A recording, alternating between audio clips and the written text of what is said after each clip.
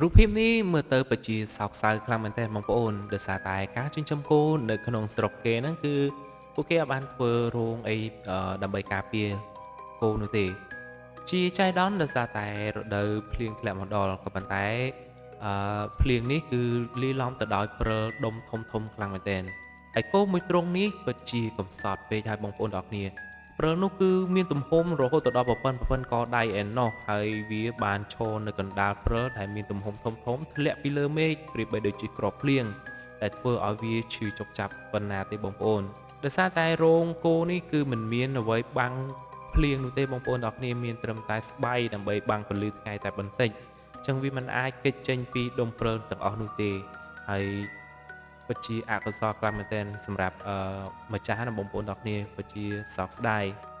សម្រាប់គោធំធំក៏អាចស្លាប់បានដែរបងប្អូនអរគ្នាបាទដោយសារព្រិលនោះធំៗយើងមើលតាមកាមេរ៉ាសុវត្ថិភាពទៅគឺម្ដុំគឺប៉ុណ្ណកដៃតែម្ដងបងប្អូនអរគ្នាហើយមិនដឹងថារត់ទៅតាមផ្លូវណាទេគ្នារត់ទៅរកកន្លែងជ្រកក៏មិនបានដែរឈរនៅស្ងៀមក៏ត្រូវបាទអូ